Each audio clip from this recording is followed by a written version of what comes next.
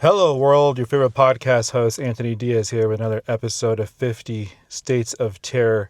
You have to excuse me. I'm using a new device. DJI Osmo Pocket 3. It's actually pretty cool. I got the whole set. It comes with the camera, the mic, the stand, battery packs. I had to get another mic in case I wanted to have somebody on the show with me, or just have like a dual podcast type thing. I am digging it. I'm going to have this thing thoroughly checked out and like see what this thing can really do. But in times like this where I'm used to being crammed with the phone as the video, and then have like three or four different options on audio. So it would have the Rode mics, or the Rode minis, and so I don't know, man. So far so good. I like it. We'll see how everything pans out when we go to post. But yeah, here we go, man. Welcome to another episode of 50 States of Terror, the American Cryptid Podcast. Again, my name is Anthony Diaz. I will be your host, like always. Thank you all for joining me today. So before I get into it, what's new? Let's see. The job search is still ongoing. I still can't find full-time work. Excuse me. I had a couple of interviews. Out of 18 applications since the beginning of, since mid-December, 12 of them have been denied. I didn't get the job. There were a couple of times too where I knew it was a long shot. Even the ones where I was very, very, very qualified for. I mean, I get it. If I'm an employer and I have an applicant, and the applicant is currently, in a master's program like I am, and expected graduation is next year, the possibility and the probability of them leaving within a year after graduation, I mean, it's very high, and these are entry-level admin position jobs, and I mean, I get it. It just sucks that I still have to try to find full-time work, and it just sucks. Speaking of school, grad school, I have 4 more days to come up with $2,400 to pay for a payment for a spring semester. If I can't come up with the money, then I can't go to school, and that's the reality I have to live with. Loans are out of the question. There's no way that I can even apply and get a loan fast enough to pay for grad school. I still have my GoFundMe open for scholarships and grants. So again, if you know of any businesses or organizations that offer scholarships, direct scholarships to students, there's a GoFundMe. I'll have the information in the show notes. Any help would be greatly appreciated. And I don't know. It's a weird time right now, man. It's a really, really weird time. It's been a very long time since I've been in this situation where I have to be creative in how to make money, or how to juggle so many different things. But hey, man, aut vinium invenium aut faciam. I will find a way, or I'll make one. So here I am, trying to find a way, and then I'll make one. But let's get into West Virginia. Enough depressing shit. Let's get into West Virginia. yeah, so this one was one of those states where I didn't want to do the one everybody thinks that everybody does for West Virginia, and that's Mothman. And there's another one here that's equally as popular, but and I'll explain here in a minute, like why I didn't want to do Mothman. Not that Mothman is played out. It's just like, man, I if I'm gonna do Mothman, I'm going to spend way more time in research. I'm gonna give Mothman the show it deserves, because that's a very, very popular one to do. And I know that the fans, quote unquote, when you're talking about like the heavy hitters, you're talking about Sasquatch, Mothman, Chupacabra, Jersey Devil, and things like that. You expect for it to be at a longer length and more production value, because it's one of the ones that everybody knows when you talk about it, especially in pop culture now, man. So yeah, but because of that, I chose 3 lesser known ones, which is fine, and we're gonna have fun, because that's what we do here. We have fun. Oh yeah, and I do want to give a shout out to the people in Germany who are listening to the show. I greatly appreciate it, man. I'm getting more listens in Frankfurt, and I think that's how you pronounce it properly, Frankfurt. And I was blown away, man. That's awesome. You know, I when I started doing this, well, when the wife and I started doing this, you know, we did want to have listeners, you know, across the globe, but seeing it as it happens when I'm gaining listens to different countries, that's just awesome, you know. But yeah, I do appreciate everybody who listens. Thank you, Germany. Thank you, every other country that tunes in. Yeah, let's get into West Virginia. Yeah. So, have my notes and my script. Before West Virginia became the gorgeous state it is, and I know this because I have seen it with my own 2 eyes, I went for a week for training. While I was with the U.S. Fish and Wildlife Service, I went to NCTC at Shepherdstown during the winter. It snowed while walking the trails next to the Potomac River. It was awesome. But I digress. Let us get back to West Virginia. So, before the European colonists started to arrive in the 1700s, the area was inhabited by indigenous peoples like the Shawnee, Cherokee, and Iroquois. The colonists that were moving west were coming from Virginia and Pennsylvania. They ventured west for land, fur trade, and opportunity to make their money.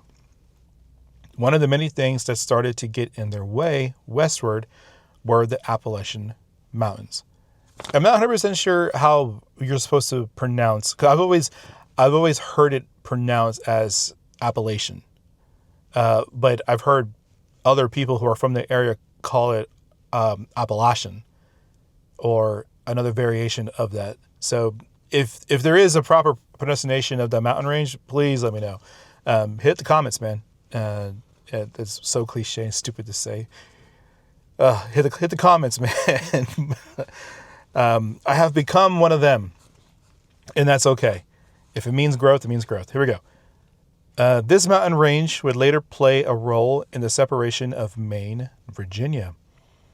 By the late 1700s and into the early 1800s, Western Virginia and Eastern Virginia, which were one colony at the time, were living very different lives. Eastern Virginia thrived on plantation economy, enslaved labor, political power, and relatively manageable land. Western Virginia, remember at this point it was still one colony, thrived with smaller farms, much fewer enslaved people, mountain isolation, and the feeling of constantly being ignored by Richmond. At the time, Western Virginians were paying taxes on things like infrastructure that they themselves were never going to use. Meanwhile, their own infrastructure looked like it was being neglected. As tensions grew, America did what America does best. It went to war. Enter the American Civil War.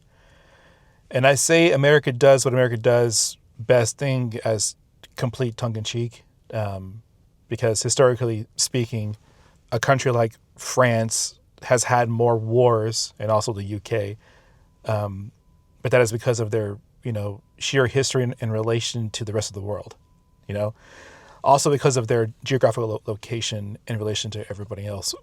But it doesn't matter. The U.S. has had more military interventions than any other country since the 1900s. All that means is that the U.S. hasn't declared, in a way, a war, but jumped in when it was beneficial or when the U.S. needed to be involved.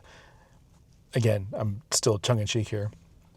But it almost always came to the benefit of the U.S. Anyway, you get it.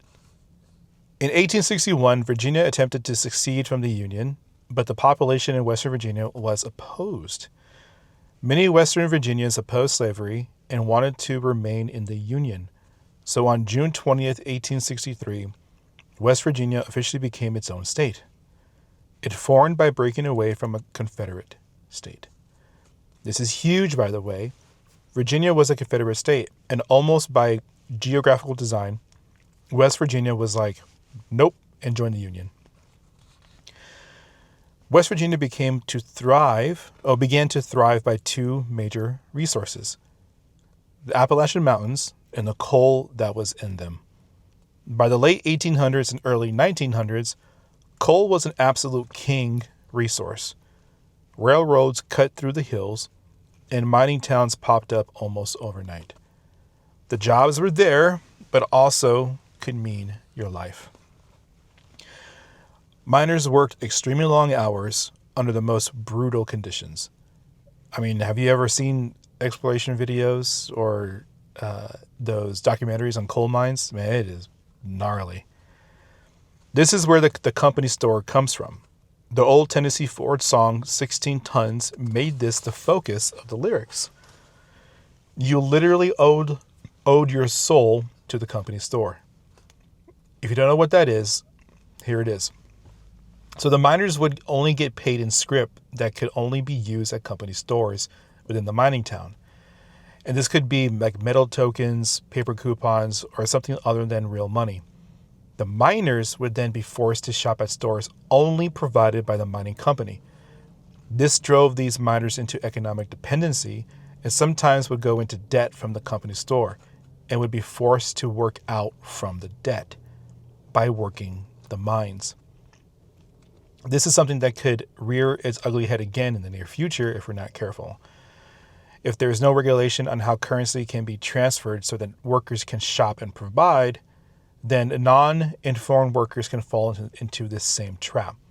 This whole thing in West Virginia led to the Battle of Blair Mountain in 1921, where thousands of armed miners went toe-to-toe against law enforcement and private security. And let's be clear, the law enforcement and private security, I'm doing that in air quotes, involved here were hired by coal operators to suppress union efforts. These were heavily armed individuals who were aligned with the local sheriffs, who were probably lining their pockets with cash. So, despite all of this, West Virginia became an American iconic state rooted in storytelling, music, bluegrass, scenery, and independence. Oh, and if you didn't know, John Denver's Country Roads wasn't originally written about West Virginia, but it fits perfectly. As coal mining declined in mid the 20th century, West Virginia did what it does best and adapted. As jobs left, it changed course into outdoor tourism, focused on its natural beauty for producing income. It focused on the arts and the food.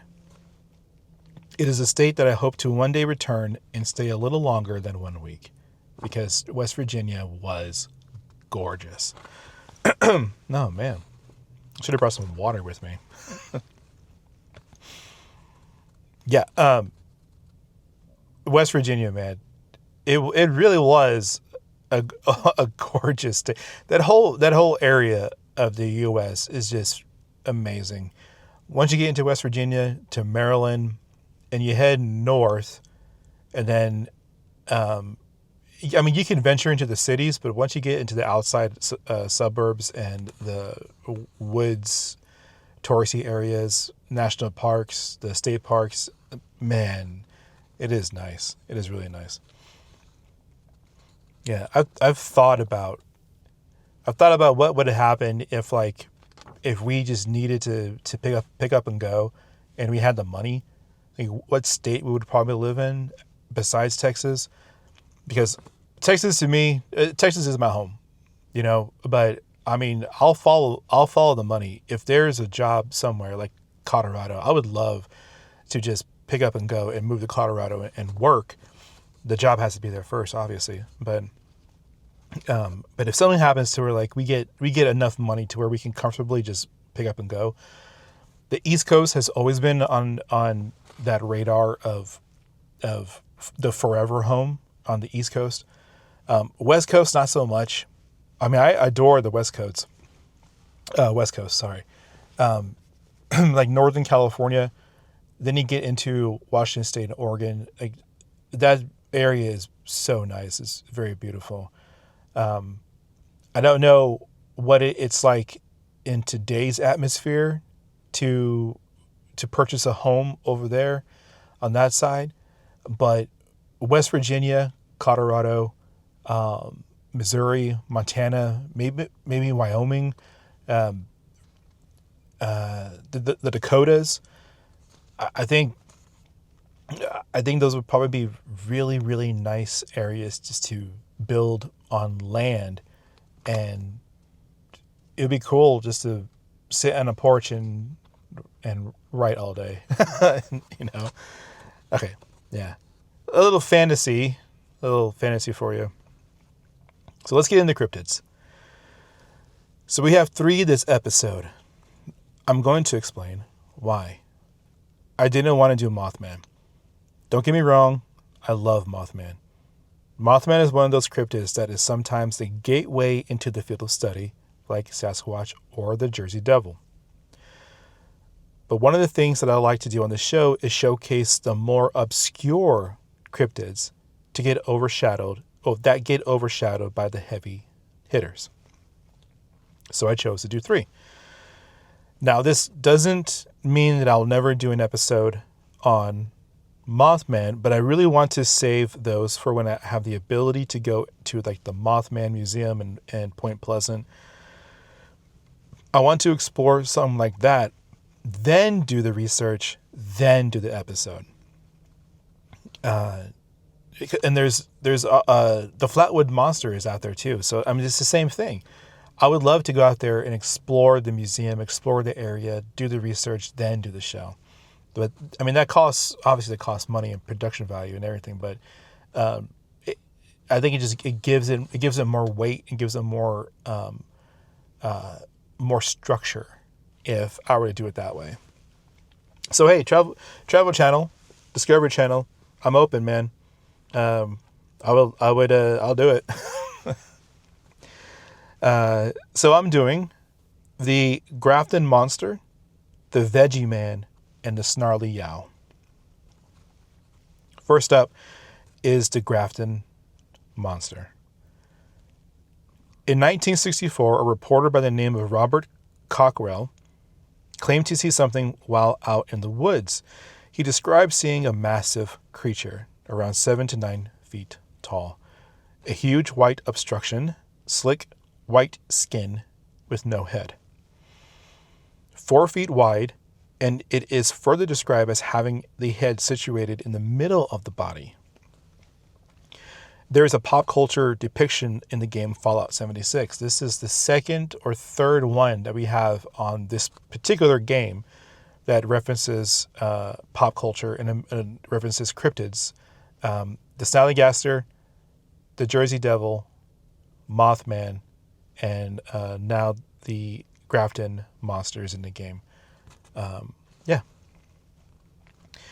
So the game pretty much depicts it with having an ape-like body where the majority of the mass is held on top of the creature and the legs are short and stubby. but equally massive. It kind of reminds me of Gossamer. If you don't know what Gossamer is, the red monster in the Bugs Bunny cartoons. Do yourself a favor and you need to relive those cartoons. Anyway, Robert Cockrell saw this thing in the woods. The next day went to work and heard other sightings. Eventually, more than 20 calls came in to report the sighting of this creature in the woods. This is the most interesting part about this. So there is a video circulating that is featured on the show Mountain Monsters that shows a very small clip of something that is barely visible in the woods. But in 1964, Robert went to Gray Barker, who was a paranormal investigator, and Gray suggested that it could possibly be an alien or interdimensional traveler. This sighting sparked monster hunts and eventually made its way to one episode of West Virginia's Notable Cryptids. The Mountain Monster episode is Season 1, Episode 8, and Season 6, Episode 1 and 2. The Veggie Man. The Vegetable Man, or the Veggie Man, is said to be very tall, around 7 feet, with semi-human shape. It is described as being plant-based. Now, I didn't know anything about this creature, so I'm not sure what that specifically means, but it is further described as having large ears with oscillating colored eyes. It means like it was like red and then shifted to like a yellow and then shifted to like green or something and is oscillating back and forth. It has long, thin extremities with thorns protruding from the fingers. This one also comes from the 60s. In 1968, in the woods, Jennings Frederick was hunting when he heard an odd noise. It's always an odd noise, right? It's always an odd noise. It's not like, hey, how's it going? No, it's always an odd noise. It was described as a high-pitched jabbering. This is a cryptid, our first one, that has hints of telepathic powers. You see, as Jennings got closer to the creature, the high-pitched nonsense transformed into something that he could understand, and it went something like this. You need not fear me. I wish to communicate. I come as a friend. We know of you all. I come in peace. I wish medical assistance. I need your help. Then this creature leaped and wrapped Frederick around with a tight grasp. The creature, using one of its long claws, pierced his skin and began draining blood. He was memorized by the creature's eyes, then in a flash he was released. It was then described as pouncing away. After the ordeal, Frederick claimed to hear deep humming coming from the other side of the hill, which he suspected as the creature's ship taking off. This was the only encounter of this creature known as the Veggie Man.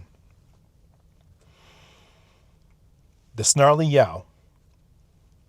This is an older cryptid of West Virginia.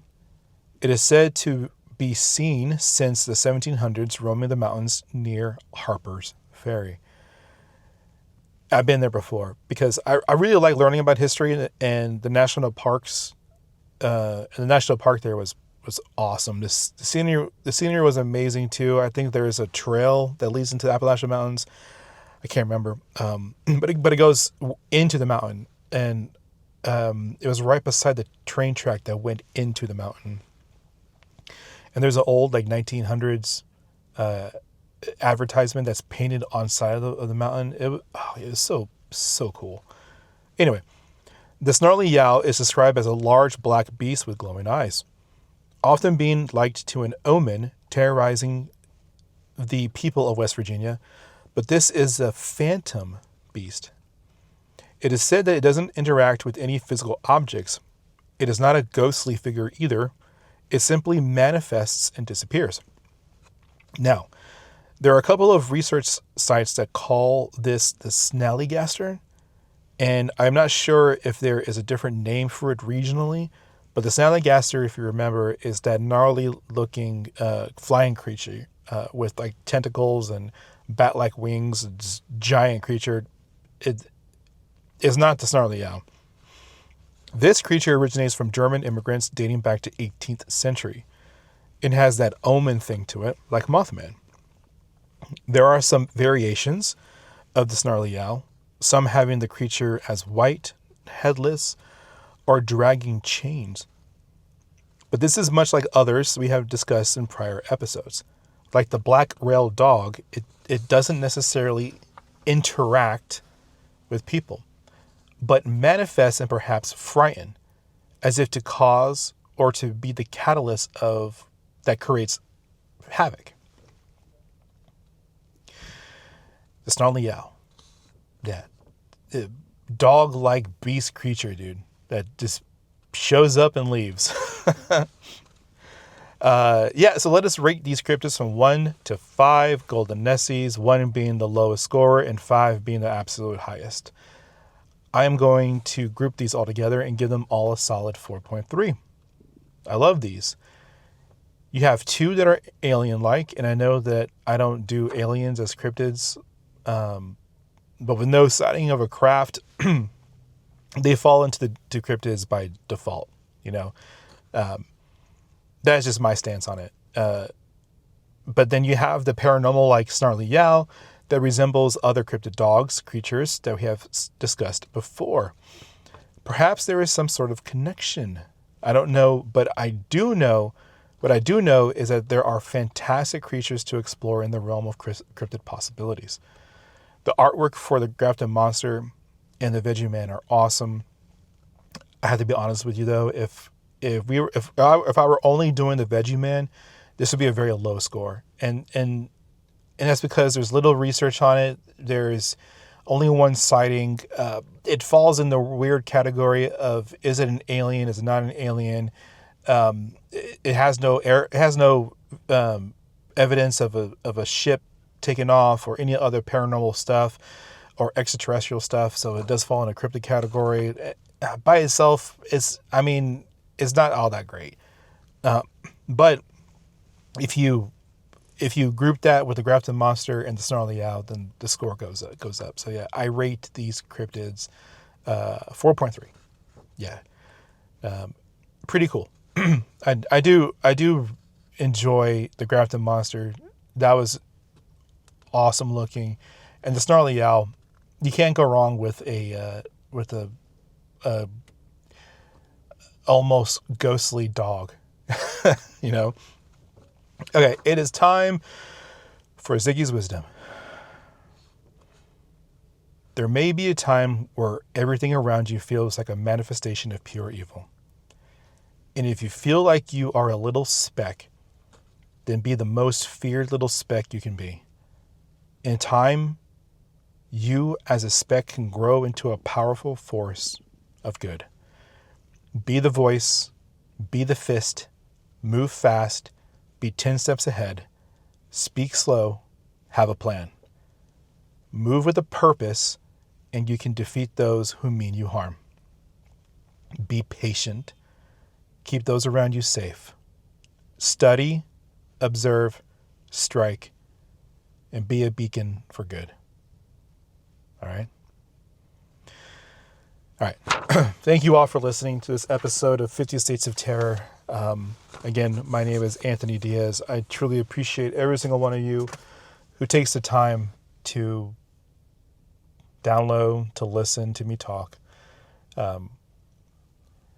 It's a really weird time right now, but things like this kind of a little bit allow you to have an avenue for escape, just a small little bit.